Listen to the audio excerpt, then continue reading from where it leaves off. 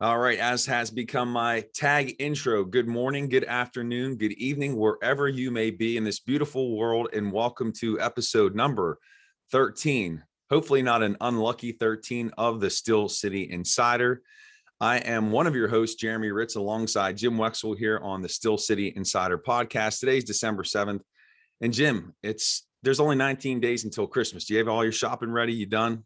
I have one important one done. So it's funny. This is the 13th podcast on a day that you'll live in infamy. Yes. After a win over the Ravens 2 days before a Thursday night game. But it's funny because in this weird Steelers season, this seems like a good day, a lucky day, right? Doesn't everything just seem different? Everything's upside down. It's a parallel universe, it seems. So, but that's what's making it fun, and it's giving us a lot to talk about. And we have a lot to talk about today after Pittsburgh's sensational win over the Baltimore Ravens, coming down to really the final play on that 2-point conversion that worked out in the Steelers' favor after pressure from TJ Watt. We're going to get into all of that. And really one of the stories that I feel maybe served as a game changer, a tide changer, and that was the leaking of Ben Roethlisberger's retirement at the end of the season. Probably the worst kept secret, but the timing of it being leaked to the media, I thought was very interesting. So we'll talk about that. We'll also get into just the dominating performance of TJ Watt, Deontay Johnson, and then some of these no-name guys, Montravius Adams at nose tackle, Kelly Weatherspoon at cornerback, and John Leglue. I'm curious to see what your nickname for him will be. I know we've got the general there. This guy needs no nickname. He is Leglue. I didn't know if you'd call him like Elmer or something. No, if you look back at my tweets when they signed this guy at camp, or I forget what it was, he was a bottom of the roster guy, and they moved him to center. He had to do a lot of work at center. There were a couple injuries during a stretch, and Tomlin has brought this up, but I tweeted a couple times, Leglue to the offensive line. I mean, because they needed everything, not just glue. But you always, that's a common nickname for athletes of a group like an offensive line. He was the glue. Well, we joked early in the year, I joked, he was Leglue. And sure enough, he might be. He might be. He might be. What a great early Christmas present. Anyway, there's so much to talk about, Jim. We'll also hit on where we go from here, but let's start on the defensive side of the football. And the man TJ Watt was uncertain whether or not he would play, being on the COVID list after testing positive. Didn't practice at all during the week. In fact, he said after the game that the way he prepared was running around his backyard, but he went on to have 3 sacks. How would you evaluate his performance, and did he really solidify himself as the favorite for Defensive Player of the Year? Oh man, I can't. I have no idea what's going on in the rest of the league, and I have no idea how people vote, and that stuff doesn't matter. He's solidifying himself as a Hall of Famer is what he's doing. He had 3.5 sacks. Let's not shortchange him. And the play at the end where he got in the way, it still should have been a play that the Ravens made, but TJ definitely got in the way, and he rushed just right. He didn't over rush, which would have been a lot of tendencies to come at him hard and fast. And Lamar Jackson, he just sidesteps you, and he's gone. TJ knew exactly how to rush him.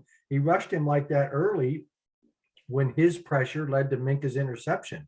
So those are 2 plays in which he didn't get a sack that were huge plays. The game-winning 2-point conversion, he fouled up, and he led to Minka's pick. When they were in field goal range was it their first drive or second drive? It was early in the game, but they could have used those at least 3 points. Yeah. Later. I'm sure there are other plays that TJ influenced. It was just a great performance, dominating performance. You can see why this defense needs him so badly, that he's consistent pressure. Yeah. And I said at the outset of the season that prior to this year, I didn't see the game from him similar to a Troy Polamalu or James Harrison, where he took the team and really willed them to victory. Not that he won the game on his own, but I think just his general overall performance and the uplift that he had on the rest of his teammates, I think that was tangible. And man, he was just a man possessed. And looking at the rush defense, I don't know how they made the improvements from last week to this week. I don't know if it's just a mirage, but the Ravens and all of their rushing glory only put up 107 yards on the ground. Lamar Jackson is what he is. He's able to take it the distance. He was held to 55 yards. And Devontae Freeman finished the night with 14 carries, 52 yards, 3.7 yards per carry. A lot of that could be attributed to the signing of Montravius Adams from the New Orleans Saints practice squad a week prior. But we also saw Chris Wormley have a decent game on the defensive line. He had some pressure as well, ended the night with 2.5 sacks. But what do you attribute the defense playing so much better than the week prior? And again, not to completely absolve them because they did give up some big plays, but what do you attribute that improvement in play to? Well, the Ravens aren't the Ravens, the rushing attack that I've become accustomed to. And they rushed for over 100 yards and they were at 4.3 per carry. You know, back in the day, those were disappointing numbers. We'd be talking about how a team rushed for over 100 on them and at 4.3. But the fact that we celebrate it now in the era of 5.4, I heard it was Jim Nantz and listening to the rewind. Jim Nantz was using some of my stats. You know, 5.4, 4.8, the worst since 1934. I heard him use that. So you like to see when the national media guys are digging into your stuff, you know, it's a badge of respect that they at least even start to look through it.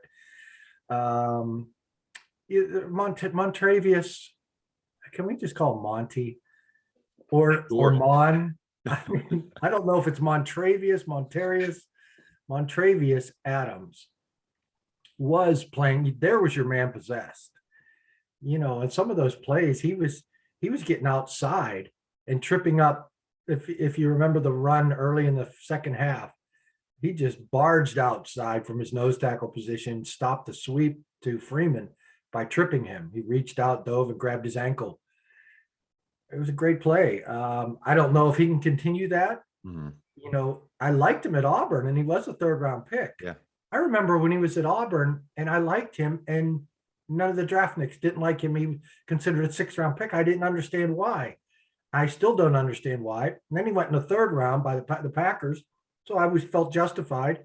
And then he became, you know, cut. I don't know why he got cut from Green Bay, and then I believe New England. So, you know, he was in those read and react schemes, and now the Steelers used to be a read and react scheme, but they asked him to attack, and he attacked.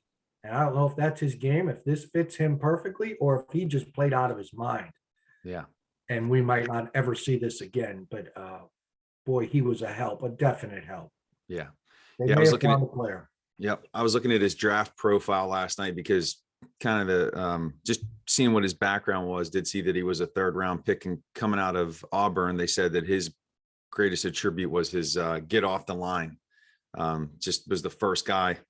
Yeah. And, you know, that's needed at that nose tackle position. And any kind of attack is needed from this passive defense. Yeah.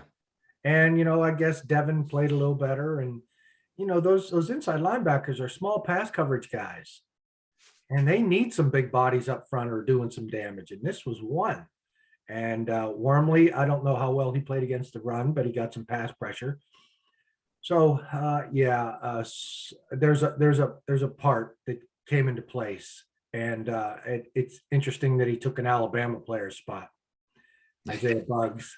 Auburn beats Alabama like they should have last Saturday. Was it Saturday? Alabama Auburn? Yes, I believe. Or is that was two Saturdays ago? Auburn should have won that game, but the Steelers got the Auburn guy to edge out the Alabama guy for their nose tackle spot. I almost wonder too if the addition of Adams, if that had an overall impact on the defense, because again, Wormley played well. And you really didn't hear Schobert's name or Bush's name too much, which is a good thing. You didn't see them. You didn't see Bush lollygag into the play. So maybe Adams offered that little bit of a boost needed to just make the defense a little bit better. And hopefully that can, carry on. Let's not get carried away. Hey, Rocky Bleier. We got to be optimistic. And Chris Hoke had a lot to do with Devin Bush not lollygagging either. And Lamar Jackson, and the fact that the Ravens aren't the running team that we're accustomed to. So maybe we're a little surprised at how well the Steelers run defense played, but that Ravens run offense isn't anything near what they used to be. And I was not impressed by the Ravens at all. So I don't want to get carried away, but it's nice that there's 2 or 3 pieces we can talk about that have emerged as possible. I mean, I don't want to say that it's too late in the season that this defense is etched in stone as already being poor, but it's possible with Leglue on the offensive line, Montravius Adams on nose tackle, and Akello Witherspoon. I mean, that play he made on that deep ball to Mark Andrews, that was dreamy. That's what you want out of a first round corner. Yeah. That length. You saw how tall he is. You saw his speed, his recovery speed, his grace when he went up around Andrews and should have picked it off. He's probably mad he didn't pick that play off. It was 3rd and 15, so nobody really cared that he didn't get the interception because he broke up a 3rd down pass. But that was very graceful, very long corner, long arms, and recovery speed. Oh, geez, is this guy coming to his own? Because the first day he interviewed, I know meeting with the media is not like what he looks like on the field. But he met with us and his body language was very withdrawn. He was very passive. He was talking about what he wanted to do after football, some kind of medical career. And I mean, all these guys are interviewing him and they're interested. You're getting a story. And I was thinking, no, this guy's talking about what he wants to do after football. I'm done with this guy. I walked away. And then in a few limited spot duties, he didn't play well. And I said, I know this guy's not a ball player. Yeah. And boom. He looked like he cared. He looked like he wanted it. I mean, he was playing hard. I haven't seen him play that hard. And hey, maybe he's realized that medical career is not going to work out. He should make some money while he has the opportunity here. And I know Joe Hayden, you want Joe Hayden back. And I don't know what his timetable is with the mid-foot sprain, which always sounds like Liz Frank. And you never want that out of your corners, especially your 32-year-old corners. Yeah. This was the first game in 9 that Steelers won without Joe Hayden. I think that was your stat last week, that they were 0-8. That wasn't my stat. I'm not that good, Jim. Well, it was their last 8. I went and looked it up, and yes, the last 8 games that Hayden didn't start, they lost. And this was the first. I think there were some before that he missed that they won, maybe one.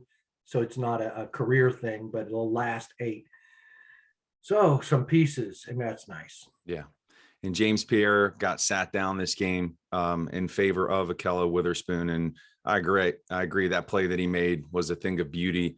If you just look overall at the production from the Ravens in terms of the passing game, wasn't great. I look at Marquise Brown, only 55 yards. He's their speedy guy. And they were able to contain him. Really nobody outside of Andrews, who had a lot of drops, which, you want to make the excuse for him that he just had a poor game, but a lot of that could be attributed to the defense playing well. So let's give credit where credit's due. And then I'd be remiss if I didn't mention Minka Fitzpatrick. I know you talked about his interception there at the beginning of the game. I felt like he played maybe his best game of the year, just in terms of physicality and being sure in his tackling. But to me, it looked like the Minka Fitzpatrick that we're all used to against the Ravens. I can't add anything about Minka there. Absolutely. He did miss a tackle early. I'll add that on the touchdown or up the middle. But anyway, regardless, you're right. Minka played well. See, that's the thing. They have no bodies up front, and they have 2 first-round safeties. They have a first-round coverage linebacker. This is what they've been drafting, to play against these passing teams, and all they've seen are big running teams, and they're getting gouged up front. So, hey, if a Montravius Adams can help, or if your next draft pick is the Georgia defensive tackle, that massive kid in the middle. It was funny. I said, man, that Georgia, they neutralized that Georgia defensive monster. And they go, yeah, that's what you do to defensive tackles. You throw over the top. And I said, that was the Steelers draft strategy for the last 5-7 years is everything goes over the top. Why worry about a defensive tackle until you don't have one? And everybody's just gouging you on the ground. You need 11 players, That's hard. It's hard. Yeah. You need 11 draft picks out there, man. Right. Well, it was a bend but don't break defense. Hopefully they can continue that play heading into this Thursday against the Vikings. And on the offensive side of the ball, have to start with the story that emerged on Saturday. And really not that it's something that everybody somewhat anticipated. We haven't heard any official reports, but Adam Schefter made a report on ESPN that Roethlisberger had told people inside the organization that this would be his last year. After the game, Ben said that he didn't share that with everybody. So he didn't come out and confirm it. Indirectly, he did. But I thought the timing of that was a bit unique, being that there were 6 games left. Maybe I'm thinking this is my conspiracy brain at work here. But it almost felt like it served as a rallying point, a unifier for this team to say, hey, these are Ben's final 6 games. Yeah, it's something to come together to rally behind. And what better way than Ben to have that fourth quarter comeback with a perfect passer rating? It really sets the stage for a nice story. I'm not sure that it's going to end with a storybook ending. But what say you about the whole unfolding of the Roethlisberger news this weekend and his play? I was on somebody's show last night. I don't know if it's a podcast or not. He called me on the phone and he said the same thing about a leak. And I was surprised at the language that you guys are using with leak. I mean, I don't go to the Ben interview. It's on usually on Wednesday mornings at way before practice, and the other reporters go, and it gets sent to me, and so I look it over. But I'm not there to ask the questions. And I told some of the young guys, hey, ask Roethlisberger if this is it, because he has said many things throughout the year that led us to continue to believe this was it, especially when things went bad after the first 3 wins or whatever it was, and he started getting beat up a little. And people would say, Ben, since this is your last year, he would never correct anybody. So we just kept assuming. And I was talking to a couple of young reporters, ask him directly, don't pussyfoot the question. Like so many times, questions get watered down by the questioner himself, and they allow escapes. And all of a sudden somebody heard, the expected. And I don't know that it was a leak. I just think a national reporter finally came around to getting into it a little bit. But I think the local guys have just assumed it to be the case. So they didn't want to ask. I don't know. I gave you my reason. I'm too lazy to get down there early in the morning. I got to do podcasts at 3 a.m., Then I go take a nap for a while. Yeah. So I don't believe in the conspiracy theory, but you could have something there. Yeah. Well, he did play, again, we talked about TJ as a man possessed. I don't know if I would characterize Ben's first 3 quarters that way, but that fourth quarter performance was vintage Roethlisberger, the pump fake, and then the touchdown pass to Deontay, and even backing up the bomb that he threw to Johnson that went through his fingers in the end zone. That was a heartbreaker. He did redeem himself with 2 touchdowns, but I felt like Ben was on point. And, if he can sustain that these last 5 games, they can be in position to win quite a number of them. Well, 2 points. I thought that pass to DJ, the longer one, was beautifully designed. And Roethlisberger pointed up to the offensive coordinator in the interview after the game. He said, next to my family. I was pointing to my family, but yeah, it was a good call by Matt. He pointed to Matt Canada up there. That was a beautifully designed play. All the flow was going right. It seemed like for all the world, Roethlisberger was going to go right. And they had DJ running that post to the left.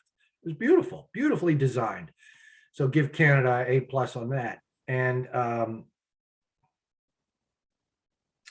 let me just talk about the one point where it was classic Roethlisberger, and I don't want to say botching the clock, but just another minor time problem. And Ben was on top of it. At least Ben said in the post game that the Ravens jumped off sides intentionally on 2nd and 2. It could have been the call of the game for Harbaugh. And you saw, if you go back and look, watch that offsides right out of the 2-minute warning. They jumped offsides on 2nd and 2 at the 13. So there were 3 timeouts, 2 minutes, and the Steelers are 2nd and 2. If the Steelers get 1 yard, which they often do, it's 3rd and 1, and then they get another yard, the Ravens will have cost themselves 2 timeouts before the Steelers get 3 more plays where they can just take knees until they kick a 19-yard field goal and time's up. So the Ravens were in a really tough situation, so they jumped off sides intentionally to get that first down. It's better than giving up a touchdown, which Ben said he and Najee were talking about. What if they just want me to score a touchdown, Ben? Ben said, score it. But they were thinking about the analytics of the clock at that time. And not many other people were. And when the Ravens jumped off sides, Ben knew they jumped off sides on purpose. And I asked him after the game, why didn't you decline it? Oh, well, we weren't thinking about it. It's not my decision. And then he goes, and then he stopped in the middle of this answer and said, I guess we could have. And, you know, I didn't get to ask Tom on the same question I wanted to, but I was talking to Cam on the other side of the room. So, boy, if they'd have declined that 2nd and 2, that would have been something new that we've never seen in football before. Declining an offsides penalty on 2nd and 2. We'd rather have 2nd and 2 than 1st and goal at the 8. And so you could run that clock out. Wow. There never would have been that Ravens drive or that. But now you're okay. Say you get that first down on your first play. It's 1st and goal at the 6. The Ravens have only used 1 timeout. They've got 2 left. Do you start calling running plays, trying to set up a field goal to burn clock? Or do you think touchdown? And to Tomlin's credit, he has always thought touchdown. He doesn't get deep into the analytics of the clock, which infuriates a lot of Steelers fans who are on top of analytics, but Tomlin's on top of football. Scoring touchdowns are more important. And so you don't get immersed in clock management as much as you want touchdowns. But how much time do you leave the Ravens? Yeah. And if you just kick a field goal and give them, say, 25 seconds, that's enough for Justin Tucker to get off a 70-yarder. Yeah. You know? Yeah. So you're opening up a whole ball of trouble. And it worked out for them, but they got lucky on that 2-point conversion that the Ravens didn't catch. Yeah. So wow. Yes, there was a lot of good stuff. And Ben was on top of that. Cam Hayward. I said, Cam, do you think the Ravens jumped off sides? Intentionally. He goes, no. I go, have you ever been asked to do something like that? He goes, I'd get my ass kicked. And then he threw an F-bomb. He goes, Coach Tomlinwood blanking. And he looks at the cameras. He goes, oops, excuse me. He goes, no way I would ever be asked to jump off sides. Because Cam wasn't in tune to it. But Ben went to the, after Cam was done, Ben came in. Ben was he felt they jumped off sides intentionally. And if you look at the film, you look at Harbaugh, he looks like the cat who ate the canary. He looks like he's so smart. I just pulled one over on Tomlin again. Nobody even knows that was intentional. Nobody's even saying anything. And the announcers weren't saying anything either. And Romo's a pretty sharp guy. He is sharp, yeah. So it was really interesting. Go back and look at that tape, and Harbaugh looks like a cat that ate the canary. Wow. See, that's the type of analysis that you can only find here on the Insider Podcast. That's some deep stuff. I didn't even realize that, but it makes a lot of sense. I got a text from one of our writers, Matt Steele, texted me. He was furious, and I'm not a guy you text in the game. You want to put something on Twitter? Fine. I expect to be abused on Twitter. We can do that. I don't want texts from my buddies enraged by what Tomlin has just done. I just don't. I don't. But he really put my antenna up, and Ben was the only other person that had considered it, along with my buddy. Yeah. Yeah. Wow. It just goes to show the nuances of the game, and, how deep, the thinking goes into this game from what we see on the television. thankfully it worked out there. It got a bit tenuous with the 2-point try at the end. They gave up the touchdown. Just finishing up here on the offense, Jim, Pat Freiermuth, want to mention his reception there on that 2-point play that gave the Steelers a 7-point lead. Again, I'll go back to what you said in July. You said that this is the guy, and he's the guy. I noticed Gentry caught a pass and everybody thought he was Muth. Yeah. Or if it's just the old Matt Spaeth used to get the heat too. I don't know what more to say about Pat Freiermuth. He's a baller. He's definitely a ball player. They got a really nice rookie class this year. I watched Dan Orlovsky just excoriate the Ravens pass defense. And boy, the Ravens pass defense numbers before this game are as historically bad as the Steelers run defense numbers. Everything okay? Yeah, I had a Christmas decoration fall over there. It scared me. The ghost of Christmas past. Whatever I was talking about, maybe. So whatever I was talking about. But the Ravens' pass defense is historically bad. Their pass offense is pretty bad. And they're not a very good team. So my hope is that the Steelers aren't all flush with victory on a short week, because Minnesota can be had, but man, visiting teams have trouble on these Thursday night games. It's a hard game to go win, especially after playing the Ravens. But if they keep their emotions in check and not think that they just won the Super Bowl, they can steal a win over Minnesota and then have a little mini bye week. And then you really can get hot after, if you win this game. Yeah. And that's a perfect segue, Jim. Steelers are playing Thursday night here against the Vikings. Kirk Cousins, who, if you look at his stat line after every game, he's thrown for 300 plus yards. If you look at the games that they're in, it seems like it's always a close game, either a 3-point victory or a 3-point loss. They have beat some good teams. They beat the Packers this year. So the Steelers are going to be tested. I know the Vikings will be without their, I think, Dalvin Cook, their stud runner, and there's a chance Adam Thielen will be out. But if the Steelers can get this one, move the 7-5-1, they still have a tough schedule coming up, but they're staying in the mix. They're staying in contention, and that's what this win over Baltimore did. I might press you for a prediction later on here in the terrible three, but where from here with this Vikings game and with the remaining schedule for the Steelers team? Oh, where from here? I mean, this is all thinking must be on this Thursday night game. I've been trying to get you to think one game at a time. I think I've got that with you, but you're sneaking ahead. You get a little excited. This is what I'm talking about. Just a little bit. The Super Bowl beating the Ravens. This game here, because you get that free weekend, and then everything can happen after that. People start coming back. I doubt someone like Joe Hayden plays this week, but man, now with the 10 days off, now guys like Hayden start coming back to you.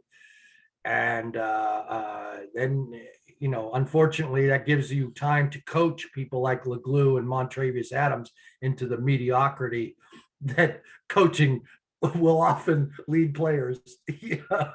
Montravius, don't come off the ball so hard, because you've got to read and react this.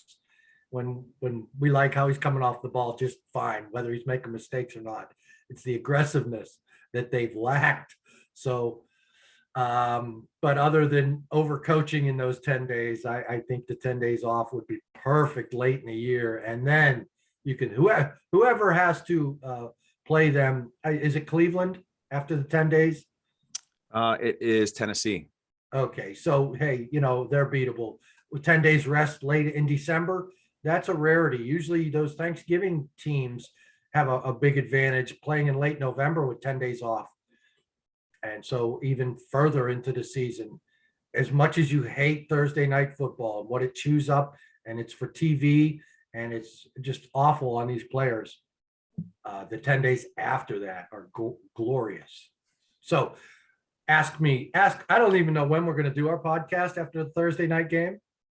That's something we should discuss. Yeah, I was thinking that Saturday too. morning.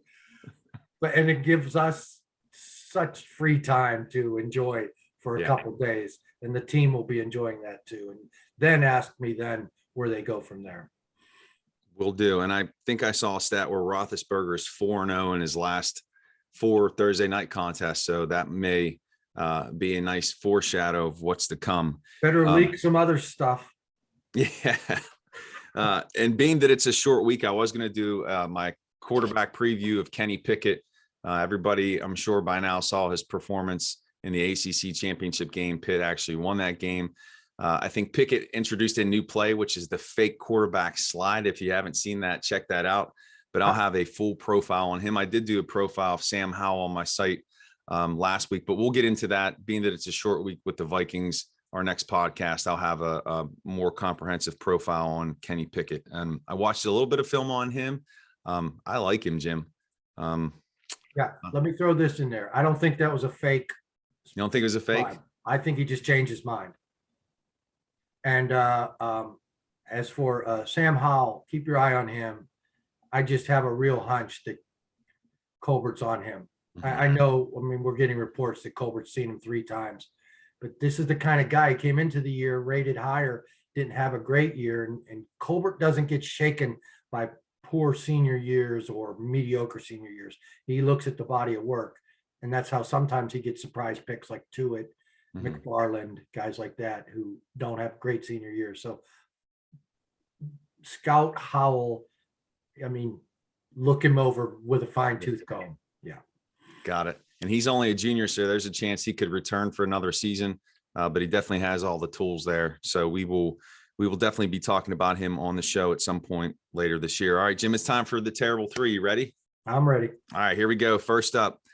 So Steelers have had 2 consecutive weeks against the top teams in the AFC North, the Bengals and the Ravens. Who wins the division? Is it the Bengals, Ravens, or your Steelers? I was so unimpressed with the Ravens, and I was so impressed with the Bengals. I think I told you I was going to bet on them to win the Super Bowl the week before they got blown out by the Chargers. So who could figure any of this out? But I got to believe the Bengals are the best team in this division. Their ups and downs.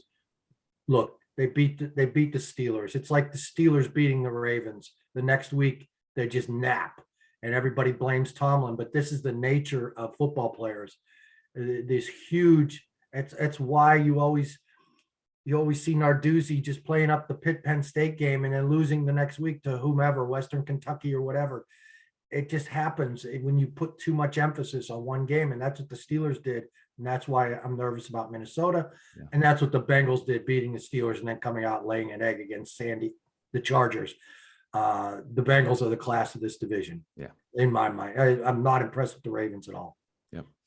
Got it. So there you go. Bengals. Favorite for the North.